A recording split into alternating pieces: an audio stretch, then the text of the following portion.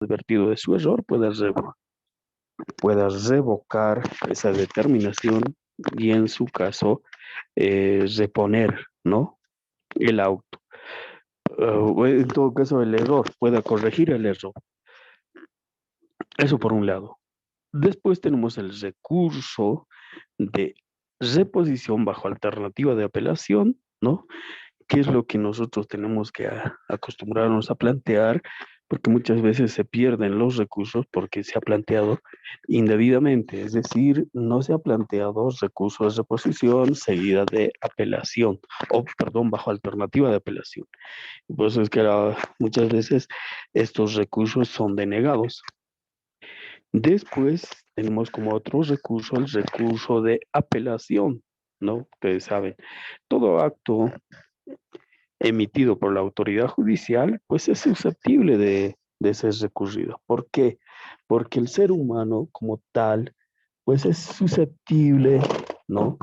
Es propenso a equivocarse. Por lo tanto, como nadie es perfecto, al igual que cualquier otra persona, el juez también se puede equivocar y se equivoca, ¿no?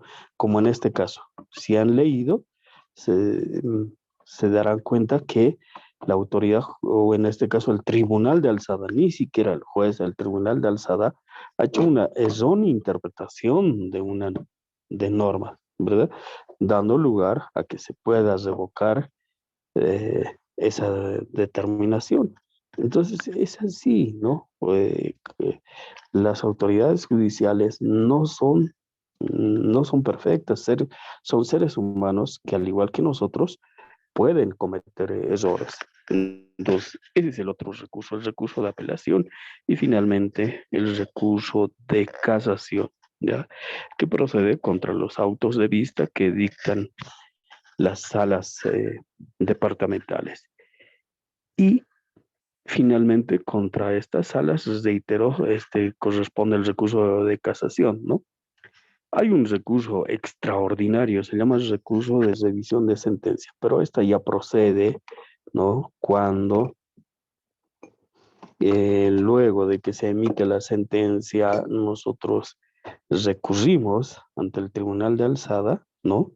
Eh, ante el Tribunal Constitucional para que revise la sentencia que se hubiera emitido dentro de un determinado caso, porque con posterioridad a la emisión de la sentencia hemos tomado conocimiento de que, eh, bueno, habían otros medios de prueba que demostraban, ¿no? En la participación, o en todo caso, sí, la participación de una determinada persona en en un hecho, ¿no? Que nos hubiera dado la razón dentro de un proceso civil, pero que al no tener esto medio de prueba durante la tramitación del proceso judicial, pues lamentablemente la sentencia ha salido en nuestra contra, ¿no? Entonces, ahí lo llamamos revisión extraordinaria de sentencia, ¿no? La revisión extraordinaria de sentencia.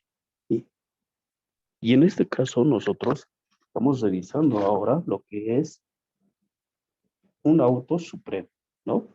Un auto supremo. ¿Qué es un auto supremo? De igual manera es una resolución que emite el Tribunal de Alzada, pero perdón, el máximo Tribunal de Justicia en nuestro país, que resuelve, ¿no? En el fondo, la cuestión planteada. Si nosotros revisamos un poquito el auto que acabamos de leer, nos vamos a percatar que además del tribunal, ¿no? Interpreta de qué manera la autoridad judicial, ¿no? Ha calificado lo que es el daño moral. Esta es una sentencia bastante interesante. Por favor, les voy a pedir que cuando tengan un poquito más de tiempo lo puedan revisar con mayor detalle, ¿de acuerdo? Por favor. Entonces, a ver, eh, continuamos con nuestra clase y ahora nos Doctor, adentamos. Sí, adelante, por favor. doctor, buen día, compañeros. Doctor, Abdo. tenía una curiosidad, tal vez Sí, dímelo. donde dice el recurso de casación en el fondo cursante de FC y Vita. Entonces, ¿qué significa, doctor, FC y Vita? FC y Vita. Ah, ya, a ver, tú te refieres, está esa parte en los antecedentes, en la parte de considerando uno. A Sí, ver, sí, en mayor parte del Supremo se habla de eso, doctor, pero en vistos, en ahí ya podemos ver claramente donde dice el recurso de casación en el fondo cursante de FC 298. FS, perdón. Tú me decías FC, pero y FC no. Es FS, Ah, estimado perdón, Abdón, doctor. sí, FS, sí. sí, significa fojas, ¿no? O sea, eso está diciendo, a ver, vean, aquí tengo yo un expediente, ¿no? Un expediente, listo. Y revisamos aquí la foja, y ya se refiere a eso, ¿no? Está diciendo que a esa foja está el, el memorial de casación, ¿no? Simplemente eso, ¿ya? Entonces, por favor, esto cuando tengan un poquito de tiempo, revísenlo. Es una sentencia relativamente corta en comparación a otras. Hay sentencias constitucionales y autos supremos que tienen hasta 30, 40 hojas. Una he encontrado que tenía 60 hojas, entonces, y en letra 8, y ya se imaginarán, es bastante ampulosa y también un poquito compleja de comprenderla, ¿no? Pero en este caso es súper sencillo, no van a tener mayor inconveniente, así que por favor les pido que puedan leerlo. No por mí, es por ustedes mismos, ¿no? Porque ustedes tienen que también fundar o en todo caso hacer que sus demandas, las demandas que ustedes vayan a plantear, no tengan el sustento necesario. Ahí van a encontrar, por ejemplo, en este caso de este auto supremo, que, ¿por qué? ¿Cuál es la razón por la que el Tribunal de Alzada ha revocado? Ha dado lugar a la prescripción extintiva, ¿no? El demandado en su momento había planteado la demanda extintiva. Nosotros, la pasada gestión, hemos aprendido que todo derecho debe ser ejercido dentro de un determinado periodo de tiempo. Su falta de ejercicio dará lugar a la extinción. ¿Y cómo se plantea esta extinción? No va a operar automáticamente, ¿no? El demandado, ¿no? Puede plantear en su caso la extinción de la acción, bueno, en este caso, la prescripción extintiva, que es lo que ha planteado en el ejemplo que estamos revisando. Y, eh, y el Tribunal de Alzada le ha dado razón, efectivamente, la acción ha sido planteada de manera extemporánea, aplicando de manera errónea lo que es el artículo 1508 del Código Civil, ¿no? Pero este código, este artículo, el 1508, tiene dos parágrafos. Uno que efectivamente hace relación a lo que es la prescripción como consecuencia de el incumplimiento, ¿no? De una prestación en materia civil. Pero el parágrafo segundo, ¿no? De ese artículo nos habla, ¿no? De la prescripción como consecuencia de un hecho ilícito. A ver, dice el parágrafo segundo, si el hecho está tipificado como delito penal, y en este caso, ¿cuál era el delito que se estaba investigando? Se estaba investigando, perdón, se ha sancionado por el delito de difamación, calumnia y injuria, ¿no? Dice, si el delito está tipificado como delito penal, el derecho a la reparación prescribe al mismo tiempo que la acción penal o que la pena. Y en este caso, para delitos de cuya pena sea menor a 6 años, prescribe pues en el plazo de 7 años, ¿no? Entonces, ese es el razonamiento que ha encontrado el Tribunal Constitucional para revocar el fallo del juez Atkin, vale decir, de la sala departamental, y ha confirmado, ¿no?, la determinación de primera instancia, es decir, el juez que había concedido, ¿no?, había declarado probada la demanda únicamente en relación al daño moral, ¿no? Porque, como decía un inicio, la parte demandante había solicitado la reparación de $50,000, $50,000. No debemos olvidar que la reparación del daño tampoco puede ser, dice la teoría, no puede ser abusiva, no puede generar enriquecimiento eh, ilícito, ¿no? Entonces, por eso es que el juez, ¿no?, pues razonando de manera, diremos, de manera prudente, ha establecido como reparación del daño la suma de $5,000, ¿no?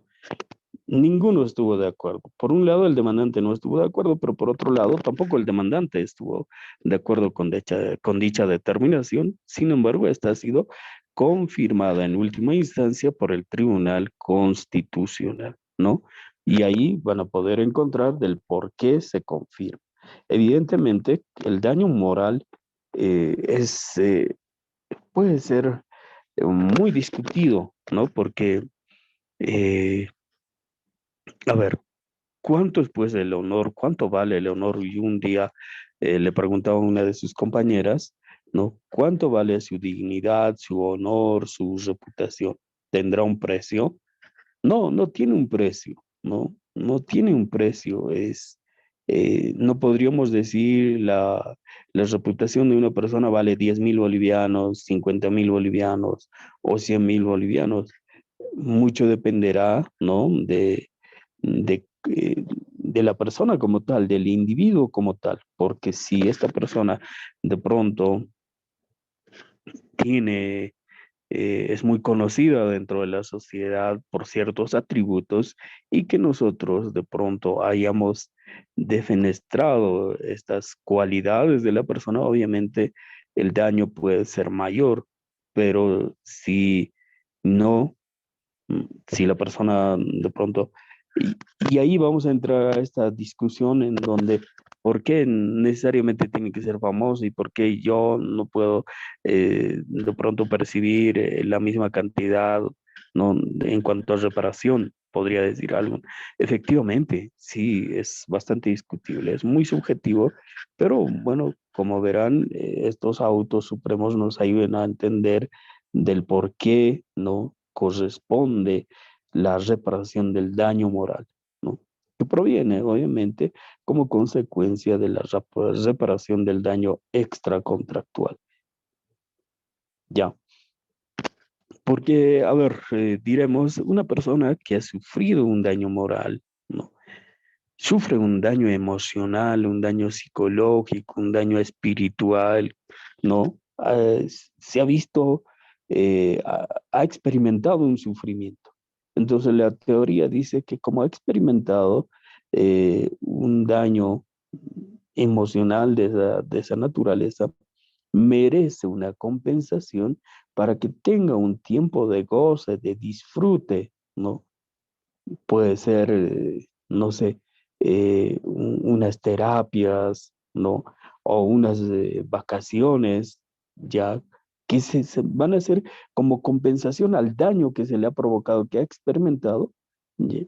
Y esta, esta reparación va a consistir en eso, ¿no? Entonces, de ahí viene el hecho de que no puede significar enriquecimiento, ¿no? Es decir, no vamos a pedir $50,000 que, por un lado, no se ajusta a los hechos, ¿no? No se ajusta a los hechos.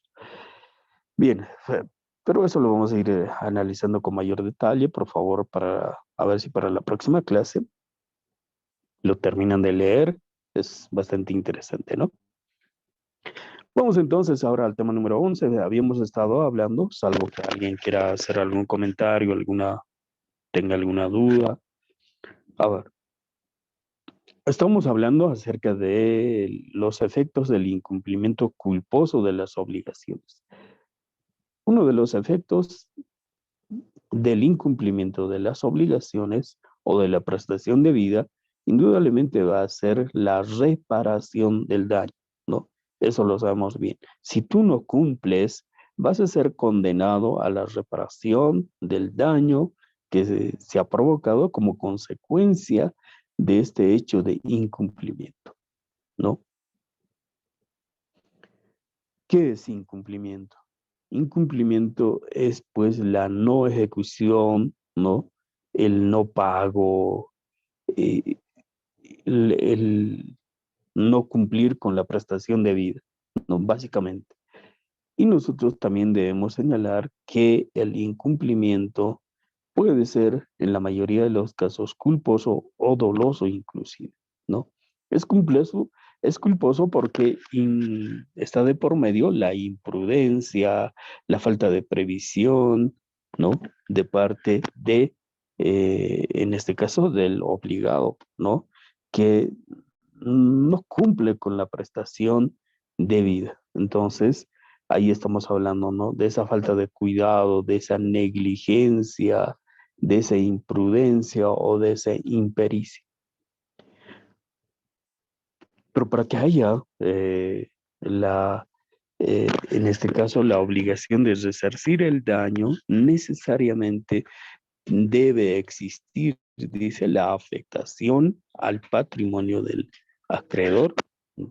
Tiene que haber necesariamente la afectación al patrimonio del acreedor o de la persona que resulte afectada. Porque si no existe daño, afectación al patrimonio del acreedor, entonces tampoco podríamos exigir la reparación del daño, ¿no? Cuando hablo de daño, lo estoy diciendo de manera global, porque nosotros sabemos que el daño se subdivide en dos, ¿no? Por un lado, lo que es el daño emergente y por otro lado, lo que es el lucro cesante o la ganancia lícita de la que ha sido privada el acreedor. Eso lo sabemos muy bien, pero no está de más recordarlo. Nosotros también hemos hablado acerca de la reparación del daño en materia contractual.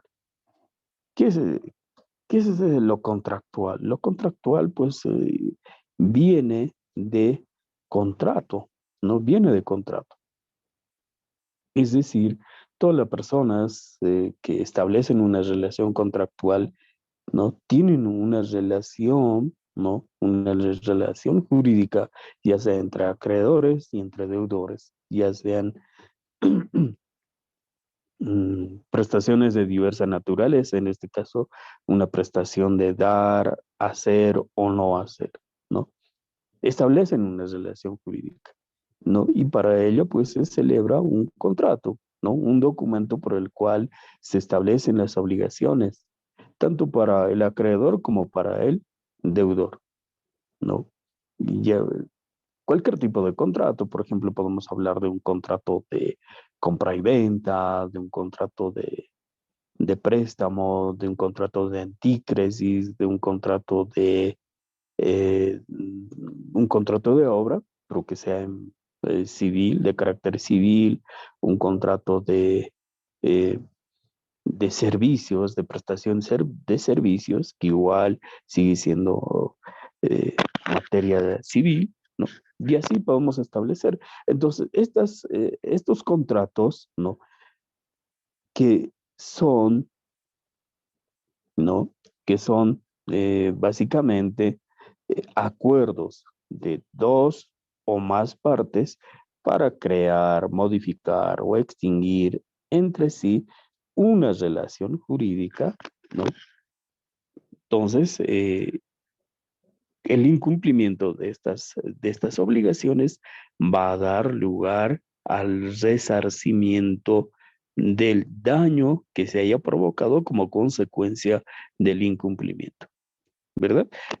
A eso nos referimos cuando hablamos de la reparación del daño en materia contractual. Es decir, que el daño es consecuencia, ¿no? Del incumplimiento de un determinado contrato que nosotros hemos celebrado con la parte ahora demandada, ¿no? Con la parte ahora demandada. Entonces, esa es la reparación del daño en materia contractual. Ahora, la reparación del daño extracontractual tiene que ver con la obligación de resarcir el daño que se haya provocado, pero que este daño no surge del incumplimiento de un contrato, más bien surge del incumplimiento de una determinada norma. A ver, yo les pregunto a ustedes, ¿cuáles son las obligaciones de una persona que en este caso es padre de familia, padre o madre de familia? ¿Cuál es una obligación básica que tienen los padres respecto de sus hijos? Sí. Sí, Doctor, Rocío. buenos días. Buenos Asistir al días. Sí, a la hogar y manutención. educar a las hijas e hijos, doctor. De proveerles lo necesario, ¿no? Esta es una obligación natural, ¿no? Ahí no has celebrado un contrato con tu hijo. A ver, hijo, yo cada mes te voy a alimentar, te voy a vestir, te voy a llevar a la escuela, voy a pagar tus estudios. No, no se celebra un contrato de esa naturaleza, ¿no? Por eso decimos es de origen extracontractual. Esta obligación ya está establecida en la ley, ¿no? Si nosotros leemos el artículo 64 de la Constitución Política del Estado, a ver, veamos, no vaya a ser que yo me invente. A ver, leamos el artículo 64 de la Constitución. ¿Qué dice el artículo 64? Dice, los cónyuges o convivientes tienen el deber de atender en igualdad de condiciones y mediante esfuerzo común, no dice uno nomás, sino dice esfuerzo común, papá y mamá, ¿no? Esfuerzo común, el mantenimiento y la responsabilidad del hogar, la educación y la formación integral de las hijas e hijos mientras sean menores de edad o tengan alguna discapacidad. Ahí está claro, ¿no? Entonces, esta obligación surge de la norma, surge de la ley. Entonces, nadie podría alegar, ¿no? Desconocimiento y decir, no sé, que se haga cargo su papá o que se haga cargo su mamá. Entonces, la reparación del incumplimiento de estas obligaciones, del incumplimiento de estas obligaciones, puede dar lugar justamente a la reparación del daño de origen extracontractual o la comisión de un delito, ¿no? No puede, sí, aguárdame un segundito, por favor.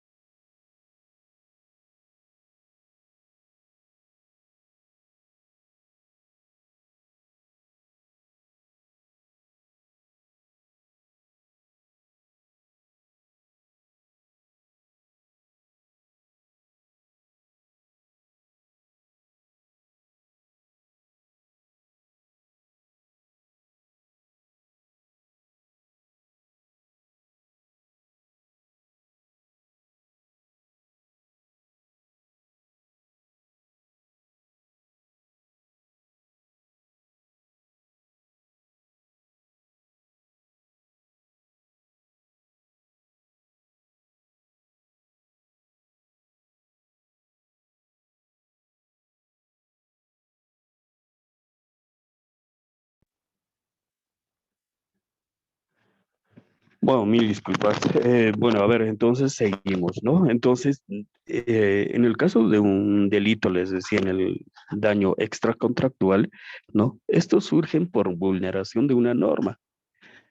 Nosotros tenemos la obligación de respetar, ¿no? Y peor aún como estudiantes de derecho, ¿no? Como estudiantes, como conocedores de la ley, ¿cuánto más debemos respetar la ley? Por ejemplo, sabemos que no podemos apoderarnos de propiedad ajena, porque ahí estaríamos hablando de un delito de hurto, de un delito de robo, si fuese con violencia, ¿no? Sabemos que apoderarnos de bienes de propiedad ajenas se constituyen en delitos. Entonces, si una persona es condenada por el delito de robo, por decir, ¿no? No solamente va a ser privada de su libertad de locomoción, de su libertad de locomoción, sino también va a ser condenado a la reparación del daño, ¿no? Daño civil. ¿Por qué? Porque la persona que ha sido víctima de ese robo, ¿no? Ha sufrido pues el detrimento en su patrimonio, ¿no? Su patrimonio ha sido mermado como consecuencia de esto, de este hecho ilícito, ¿no? Perpetrado por la persona que ahora ha sido sentenciada en materia penal. La víctima no se va a conformar pues con que esta persona vaya a purgar, en este caso, una pena privativa de libertad, sino también tiene derecho a la reparación del daño civil que se le ha provocado. Y el daño civil indudablemente dependerá de lo que no solamente de aquello que se haya podido sustraer, sino también de aquella ganancia de la que haya sido privada como consecuencia de este hecho, ¿no? Entonces, en eso consiste pues, la reparación del daño extracontractual tiene este origen, ¿no? Este origen, que no surge de un contrato entre particulares. Es decir, no es que hemos celebrado un contrato entre María y Mario, ¿no? Por un préstamo de dinero, por un contrato de antícresis. No, en este caso puede tener diverso origen, ¿no? Desde una obligación natural, como habíamos hablado, en el ejemplo de los padres en relación a los hijos, o de los hijos en relación a los padres, porque los hijos también tenemos obligación en relación a nuestros padres, cuando estos ya son adultos mayores, así como ellos tenían la obligación por imperio de la ley de poder cubrir la manutención de los hijos hasta que cumplan la mayoría de edad, nosotros como hijos tenemos la obligación de cubrir las necesidades básicas de nuestros padres cuando estos sean adultos mayores. Y si no lo hacemos voluntariamente, indudablemente podemos ser, ¿no? Demandados ante la ley. ¿Ya? Entonces, espero se haya entendido lo que es la reparación del daño en materia contractual y la reparación del daño en materia extracontractual, ¿no? Si no hubiera más preguntas, a ver, vamos, o no hubiera alguna pregunta, vamos a revisar los diferentes tipos de culpa, ¿no? No hay ninguna pregunta, ¿no? A ver, entonces avanzamos. Según Mónica Lucía Fernández, la culpa es uno de los elementos que da origen a la responsabilidad civil. Para que exista la obligación de indemnizar, dice ella, ¿no? Debe estar integrada, dice, por ciertas condiciones, ¿no? Por ejemplo, ¿no? Junto a bueno, a ver, por un lado, la imprudencia, por otro lado, la negligencia. Imprudencia es pues aquella persona que sabe que puede cometer un error, es decir, a ver, pongámonos en el volante, ¿no? Una persona que está conduciendo un vehículo sabe que en una ciudad muy poblada no puede exceder de 50 kilómetros, incluso creo que es 40 kilómetros en, en los radio urbanos, ¿no? poblados. Entonces, pero esta persona dice, pero la calle está vacía, no pasa nada, es feriado, todos se han ido a sus pueblos y está vacío. Imprime una velocidad por encima de los 50, llegando a los 70, 80 o 100 kilómetros. Y de pronto, no, surge un infortunio. Alguna persona que probablemente haya estado tal vez esperando, ¿no? Atravesar la calle, es impactado por este motorizado por la imprudencia, por la falta de precaución de este conductor. Ahí estamos hablando de una imprudencia. Sabes que, ¿no? La persona, sabes que debes tomar ciertos recaudos y no actuar de manera imprudente. Pues sí, pero yo no lo quería atropellar. Sí, no lo querías atropellar, pero lo has atropellado por falta de prudencia. Ahora, la negligencia es pues ya, diremos, esa conducta por la cual, ¿no? No asume los cuidados necesarios. En el mismo ejemplo, ¿no? Actúa negligentemente eh, cuando de pronto gira, ¿no? En U, o de pronto se mete a un carril, ¿no? Que no es, porque ahí, según las reglas de tránsito, ¿no? Uno como conductor tiene que respetar las normas de tránsito y hay determinados carriles que son para cierta velocidad, la otra que es intermedia, la otra que es baja. Pero si mi motorizado es eh, mm, de pronto mm, no tiene la capacidad necesaria para circular a gran velocidad en una carretera, ¿no? Pero de manera negligente trato de superar a un camión que está delante mío, ¿no? Entonces estoy obrando de manera negligente. Entonces, a eso llama, en este caso, dentro de los tipos de culpa, ¿no? Eh, mm, la doctora Lucía Fernández, ¿no? Que es uno de los elementos, dice, de la culpa. Entonces estamos hablando de imprudencia, negligencia, pero también de impericia. La impericia es la falta de experiencia. En el mismo ejemplo, alguna persona que recién está aprendiendo a conducir y se mete en una carretera de mucho tráfico, puede provocar un accidente tranquilamente, chocar, ¿no? En contra de los motorizados que se encuentran eh, en la parte delantera, porque no ha podido frenar oportunamente o porque de pronto no avanza, ¿no? Cuando ya los otros vehículos avanzan, provocando una serie o no, invade carril. Bueno, pueden ser muchas situaciones. Esto es producto de la impericia, de la falta de experiencia. Entonces, estos son los tipos, ¿no? O los elementos que van a dar lugar a la culpa, ¿no? Por eso ella lo considera como tipos de culpa, ¿no?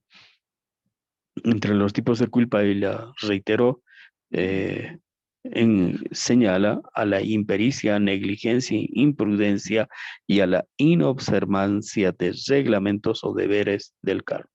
Por ejemplo, inobservancia, pongamos de ejemplo a un funcionario policial. El funcionario policial está autorizado por ley para portar armas durante el servicio, ¿no? Mientras está en servicio.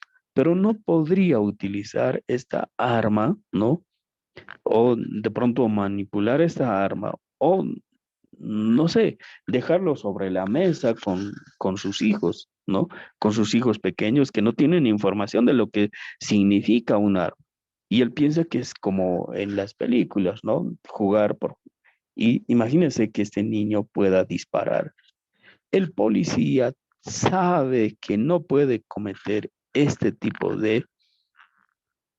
este tipo de acciones, ¿no? Es decir, dejar su arma a vista de algún menor de edad que no por malo, sino por la falta de información pueda manipular y provocar alguna desgracia. Entonces ahí estamos hablando de la inobservancia de reglamentos y deberes del cargo de policía que tiene un cargo, por decir, de teniente, de sargento, no sé, de capitán, ¿no?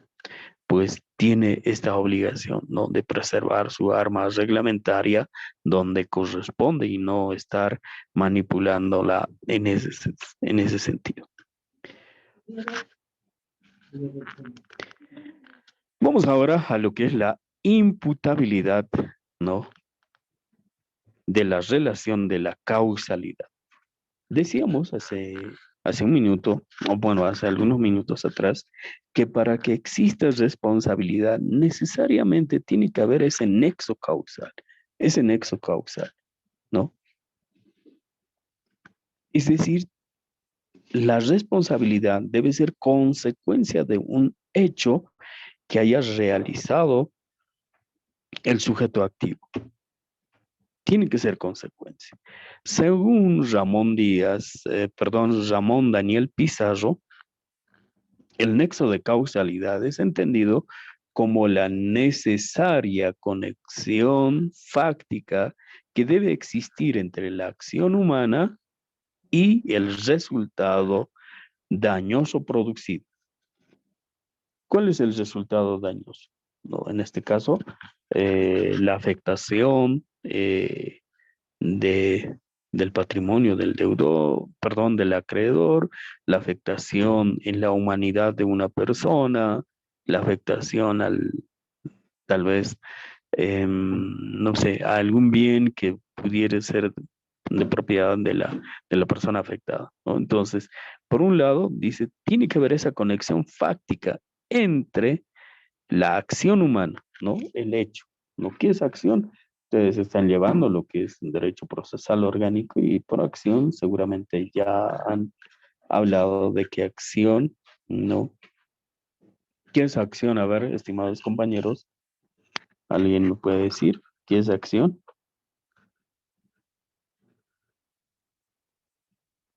A ver, preguntaré por aquí. Señorita Araceli, ¿recuerda qué es acción? Zonal, ¿usted recuerda qué es acción?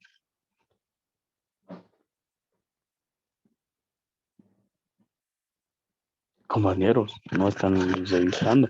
A ver, Rocío, ¿usted qué será acción?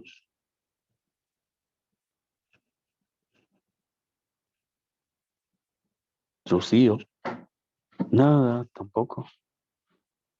A ver, por aquí. Jocelyn Belén, Remedios. Doctor, Sí, adelante, por favor. eh, doctor, la acción es el nexo entre el órgano judicial. Bueno, en materia, en derecho procesal estamos avanzando. Es el nexo entre el órgano judicial y las partes demandante y demandado. Mm, mm.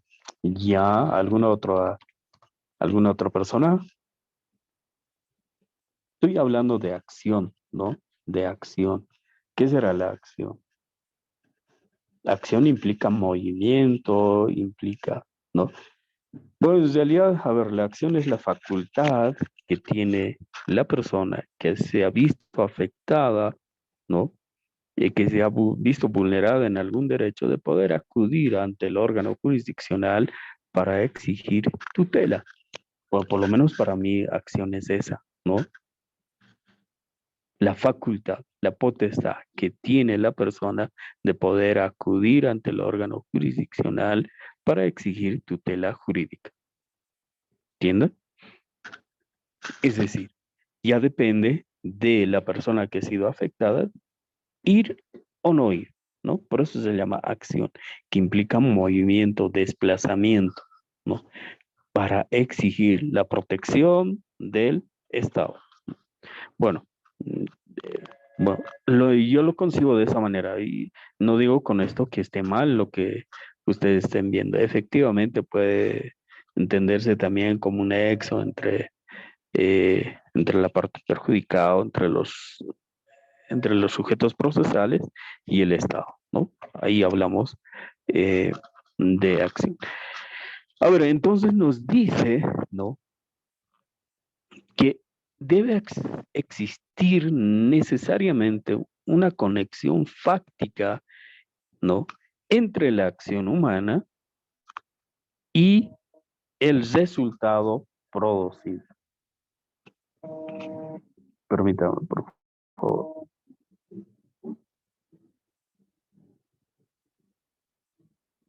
Ya. Decía entonces, necesariamente tiene que haber una conexión fáctica entre la acción humana y el resultado dañoso. ¿Cuál es el resultado dañoso? El perjuicio que se ha provocado por haber chocado su vehículo, por haber dañado el garaje, por haber, en este caso, un daño extracontractual, como en el ejemplo del auto supremo que hemos visto, ¿no? Allí la persona a quien eh, se le ha mellado su honorabilidad porque ha sido condenado por 3 delitos, ¿no? Difamación, calumnia y injuria. Y, y estos delitos han afectado la honorabilidad de esta persona porque, por un lado, se ha vertido cosas que no son verdaderas. Ahí estaríamos hablando eh, de calumnia. Se le ha atribuido la comisión, tal vez ha dicho no sé, a ver, es un ladrón que se ha apoderado de 100 cabezas de ganado. Y en realidad no era verdad, ¿no? Ahí se le ha atribuido un delito, ¿no? El de robo. Entonces ahí estamos hablando de calumnia. Injuria, no ha sido suficiente decirle que se ha robado 100 cabezas de ganado, sino también le ha dicho que es un ladrón, un delincuente, es un tal, es un cual, ¿no? Injuria. Y difamación, ¿no? Que esta persona hubiera manifestado, ¿no? Que no es la primera vez que hace, que esta persona tiene como hábito este tipo de comportamiento. Es decir, que le ha generado descrédito ante la sociedad. Entonces ahí estamos hablando, ¿no? De, mm, de 3 tipos penales por los cuales ha sido condenada y la persona a quien injustamente se le ha atribuido la comisión de este delito, ¿no? Y cuyo honor ha sido seriamente afectado, pues obviamente no merece la reparación del daño. Entonces, fíjense, la necesaria conexión entre la acción humana y el resultado producido. ¿Cuál es la acción humana? Es decir estas falsedades, ¿no? A sabiendas de que, por decir, Juan Pérez, en ningún momento pues se ha robado las 100 cabezas de ganado. Tampoco tiene como hábito, ¿no? Este tipo de comportamiento, ¿no? Y peor, merecía ser calificado, ¿no? Como un delincuente. Entonces, hay una acción del sujeto activo, de la persona que ha sido condenada en materia penal, ¿no? Y el daño provocado a la víctima. Entonces, ahí estamos hablando entre la necesaria conexión fáctica, ¿no? Entre la acción humana y el resultado dañoso, ¿no?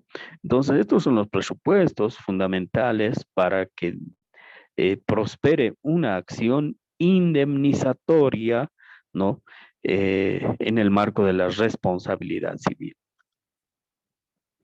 ¿Qué decía Aristóteles? Aristóteles decía, ¿no? Que él propuso una tipología causal formada por 4 tipos de causas. Por un lado, a ver, causa formal, ¿no? Causa formal. Después, la causa material, la causa suficiente y la causa final, ¿no?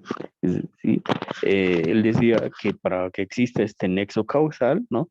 Habla por un lado de la causa formal, ¿no? La causa formal, es decir, lo que está contemplado en el ordenamiento jurídico, ¿no? Nosotros sabemos que si una persona, la ley dice que si una persona ha sido condenada por un hecho ilícito, por un X delito, necesariamente, si la víctima así lo ha demandado, ¿no? Puede ser también condenado a la reparación del daño civil. No, no basta con la condena en materia penal. La condena en materia penal, como habíamos dicho, es de carácter personal, ¿no? En el peor de los casos será pues con la privación de libertad, 5, 10, 20 años, ¿no? No basta con eso, sino también tiene que resarcir, ¿no? El daño civil que hubiera provocado. Por un lado. Segundo, dice causa material. Tiene que haber una afectación, dice, ¿no? Una afectación, ¿no? Al patrimonio del acreedor o de la persona que resulta afectada. Después, causa eficiente, que es decir, que si no hubiese existido de pronto la acción humana, ¿no? Esa acción, no, obviamente, pues no habría, no daría lugar a la reparación del daño, ¿no? No habría lugar, es decir, que si no se hubiera provocado ese daño, entonces eh, tampoco daría lugar pues a la reparación del daño, ¿no? Causa eficiente. Y finalmente la causa final que tiene que ver con el hecho de que hay un resultado como consecuencia de la acción humana, ¿no? Y esa consecuencia, ¿no? De no haber sido la acción humana, pues no se hubiera producido, ¿no? No se hubiera producido. Entonces, es causa, dicen finalmente, lo que da comienzo al cambio o a la quietud, ¿no? Al cambio o a la quietud. El autor de una decisión es la causa de ella. El padre es causa del hijo y en general lo que produce el cambio es causa de esto. Es decir, no, ahí estamos hablando de que hablamos de la causa y efecto. Si no hubiéramos realizado una determinada conducta, una determinada acción, obviamente no se hubiera producido, ¿no? La consecuencia. No se hubiera producido.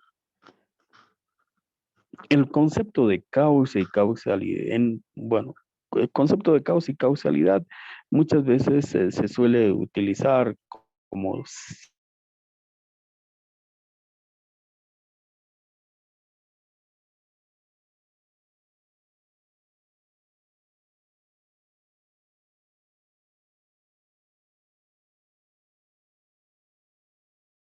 sinónimos, ¿no? Para tratar o por la que se provocó el daño, ¿ya? Y en cambio, cuando hablamos de causalidad, es ese nexo, ¿no? El nexo existente. Muy bien. Ahora, esto es más parte filosófica, lo que seguramente a todos nos interesa, ¿no? Es lo que se llama la reparación del daño civil. Esta parte de la teoría se los voy a dejar para que lean, porque hablamos, la clase anterior habíamos hablado de que un perro había caído del tercer piso y que había provocado la muerte de una persona, de una mujer que estaba pasando circunstancialmente por el lugar y que posteriormente, además, ¿no? Había provocado que, como se han aglutinado varios curiosos, un bus que pasaba por ahí ha atropellado a una de las personas que estaba ahí y por el susto otra persona ha perdido la vida al sufrir un paro cardíaco, ¿no? Entonces ahí estas teorías analizan precisamente, ¿no? Desde diferentes perspectivas, ¿no? Este hecho, ¿no? Por un lado, tenemos la teoría de la equivalencia, tenemos la teoría de la causa próxima, la teoría de la causa eficiente y la teoría de la causa adecuada, ¿no? Que, reitero, es más de orden filosófico, porque ahí se hacen muchas conjeturas. Lo que a nosotros nos interesa es establecer cuál es el procedimiento, de qué manera se hace justamente la tramitación de la reparación del daño en materia civil. Vamos a revisar nuestro código y vamos a encontrarnos, ¿no?, que toda acción, todo ilícito penal va a dar lugar a la reparación del daño, ¿no?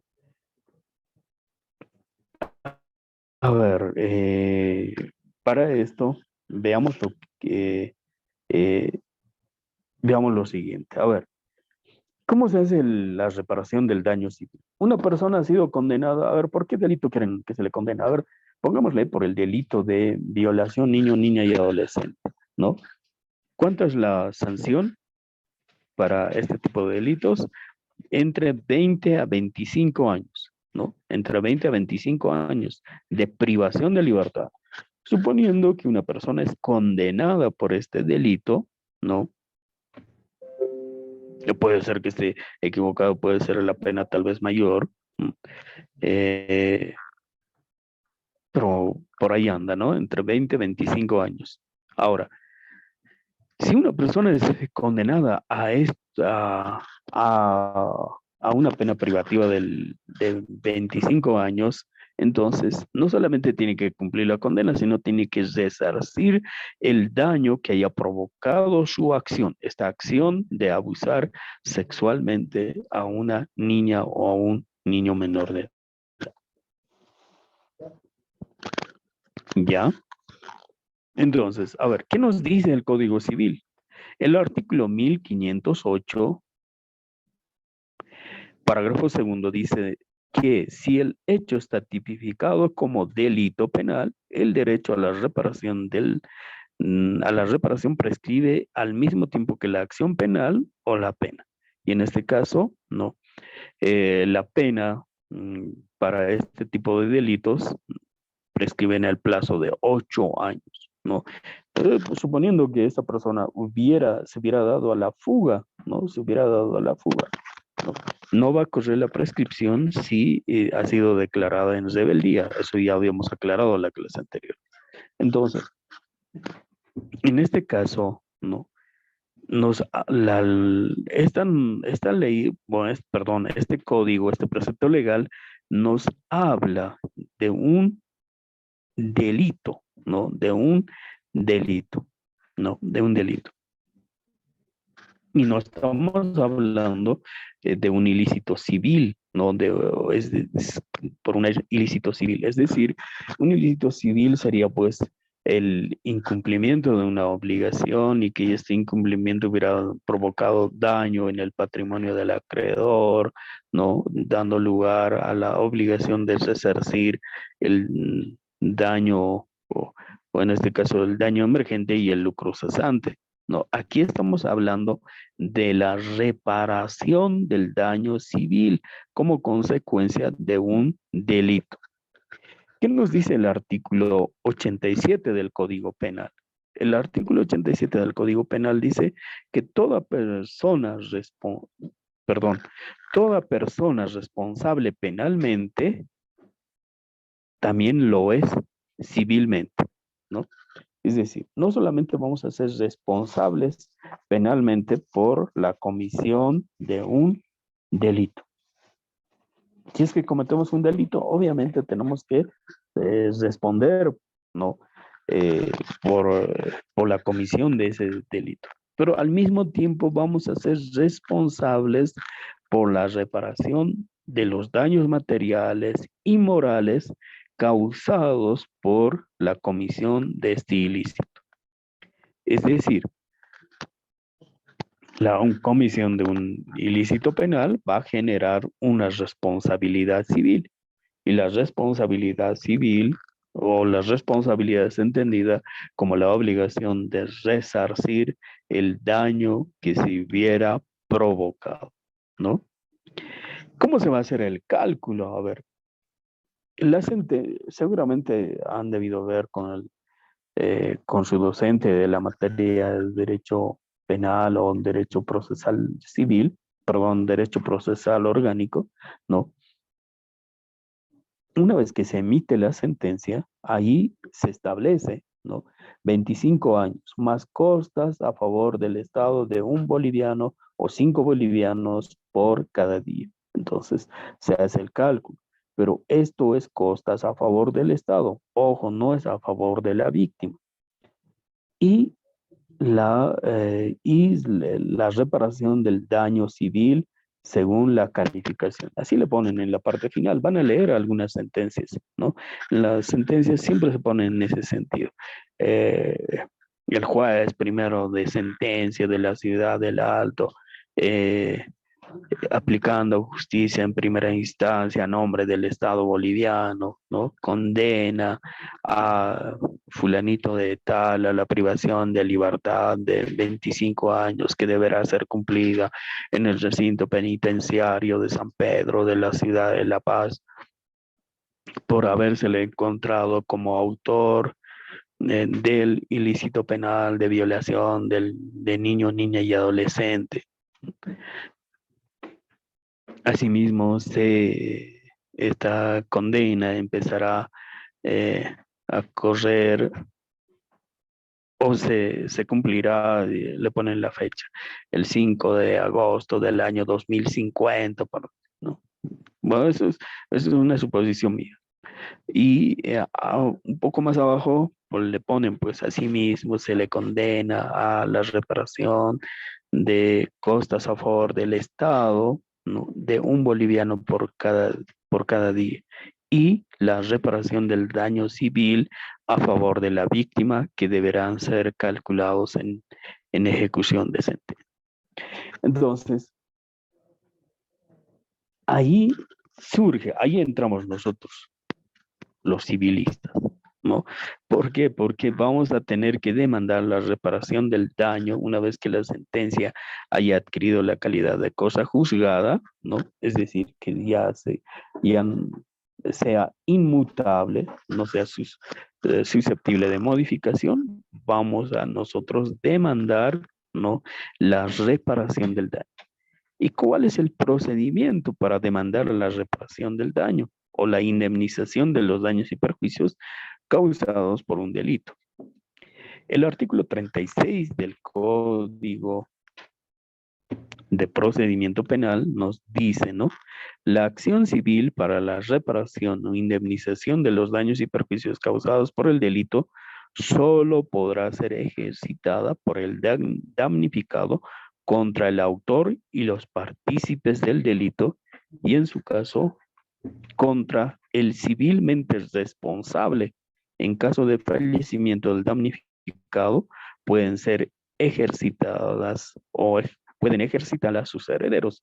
Dice, suponiendo que se haya provocado la muerte de una persona, obviamente tienen derecho de ejercitar este derecho sus herederos, la esposa, los hijos, los padres, los hermanos, ¿no? Y así. Ahora, el artículo 37 de la norma antes citada dice, la acción civil podrá ser ejercida en el proceso penal conforme a las reglas con las reglas especiales previstas en este código o intentarse ante tribunales civiles. Es decir, inmediatamente después de que se haya concluido el juicio y la sentencia haya adquirido la calidad de cosa juzgada, se puede tramitar en materia penal, ¿no? Directamente. Pero muchas veces estas sentencias son apeladas. Por lo general, nadie pues está, sobre todo los acusados, ¿no? No se conforman con la imposición de una condena, no dice, sí, se conozco mi error y acepto la condena, ¿no? La voy a cumplir, no va a decir así. Por lo general siempre suelen, por más responsables, por más autores que sean, no tratan de negar el hecho, ¿no? Y presentan los recursos que la ley indudablemente franquea, en este caso el recurso de apelación, incluso el recurso de casación, y esto demora, ¿no? Entre 2 a 3 años, y recién regresa la causa al juzgado de origen. Entonces, hasta ese entonces la víctima pues ya ha dejado de hacer seguimiento, ¿no? Y muchas veces pueden pasar incluso más años. Y por eso es que ya transcurrido cierto tiempo puede o tendría que acudir ante tribunales civiles, ¿no? Pero lo que no está permitido es que haga en ambas jurisdicciones. Solicite la reparación del daño en la vía penal, pero después también vaya a la vía civil y solicite la misma reparación de daños. No, no se puede. O bien lo hace en materia penal, ¿no? Ante juzgados en materia penal o ante juzgados en materia civil, ¿no? Ese es uno de los requisitos. Ahora, ¿qué dice el artículo 382 del Código Penal? Código de Procedimiento Penal. Dice, ejecutoriada la sentencia de condena o la que imponga una medida de seguridad por inimputabilidad o semi-imputabilidad, el querellante o el fiscal podrán solicitar al juez de sentencia que ordene la reparación del daño o la indemnización correspondiente. La víctima que no haya intervenido en el proceso podrá optar por esta vía dentro de los 3 meses de informada de la sentencia firme. Entonces, fíjense que hay plazos también para plantear la reparación del daño. No es que simplemente esto va a estar sujeto de manera, no va a estar vigente en el tiempo, sino esta acción puede prescribir. Entonces dice, inmediatamente que se imponga una medida de seguridad por inimputabilidad. Ahí estamos hablando, ¿quiénes son los inimputables? Los menores de edad, ¿no? Las personas declaradas interdictas. Entonces, ahí dice el fiscal la parte querellante podrán solicitar al juez la reparación del daño causado o la indemnización correspondiente, ¿no? Reparación del daño cuando esta puede ser susceptible de ser reparada, ¿no? Choque a un vehículo, la sustracción de algún objeto material, puede ser separado. Pero la vida no puede ser reparada de ninguna manera. ¿Cómo vamos a reparar, no? Si alguien ha provocado la muerte de una persona, no se puede hacer la reparación de ese tipo de daño. Entonces ahí corresponderá la indemnización, ¿no? La indemnización, de esa manera. Ahora, si en muchos casos la víctima, ¿no? Por falta de recursos o porque de pronto es una persona que, yo tenía un caso muy triste de una persona que venía a trabajar como estibador a la ciudad de La Paz en determinadas épocas para poder ayudar a su familia, ¿no? Con tan mala suerte que se topó con unos delincuentes que le cegaron la vida. Entonces la esposa no pudo venir al juicio, ¿no? Porque tenía que atender a los hijos y es así. Ella no participó, si bien en un principio participó hasta cierta parte, pero después prácticamente por las condiciones económicas ya no pudo hacer seguimiento al trámite. Y en este caso, no. La ley le da la posibilidad de que esa sentencia que ha adquirido la calidad de cosa juzgada, ¿no? Ella tiene el derecho de exigir, ¿no? La reparación del daño causado o la indemnización por la muerte de su esposo. ¿Ya? ¿Qué dice el 383? Yo sé que nos estamos saliendo un poquito de lo que es materia civil, pero eso guarda mucha relación con lo que es el proceso civil, ¿no? ¿Qué dice el 383 del Código de Procedimiento Penal? Dice, la demanda, ¿no? Deberá ser dirigida contra el condenado o contra aquel a quien se le aplicó la medida de seguridad por inimputabilidad o semi-imputabilidad y contra los terceros que por previsión legal o relación contractual son responsables de los daños causados, ¿no? Entonces, contra ellos tiene que dirigirse la demanda, no se puede dirigir contra cualquier persona, ¿no? Ahora, el 384 y el 385 del Código de Procedimiento Penal nos describen que la acción del resarcimiento puede en algún caso también, ¿no? Por un lado, prescribir y por otro lado, no ser admitida. ¿Qué dice el artículo 386 al respecto? Dice, en la audiencia el juez procurará la conciliación de las partes, ¿no? Presentada la demanda, ¿no? Se notifica al demandado para que el demandado en este caso, ojo, es la persona que ha sido sentenciada, ¿no? Se le convoca al demandado para que también pueda presentar sus pruebas de descargo. Y dentro de esta audiencia, ¿no? El juez va a convocar a una tentativa de conciliación y si llegasen a un acuerdo, entonces la va a homologar, ¿no? Caso contrario, dispondrá la producción de la prueba ofrecida solo con referencia a la legitimación de las partes, la evaluación del daño y su relación directa con el hecho. Producida la prueba y escuchadas las partes, el juez en la misma audiencia dictará la resolución de rechazo de la demanda o de reparación de daños con la descripción concreta y detallada y el importe exacto de la indemnización. Bien, vamos a terminar esta parte de la próxima clase. Lamentablemente el tiempo por hoy se nos ha terminado. Por favor, les voy a reiterar una vez más que puedan leer el auto supremo que he subido, ¿no? Respecto a la reparación del daño, para que se pueda comprender de mejor manera lo que es esto, ¿no? Porque ahí habla incluso de lo que es la prescripción.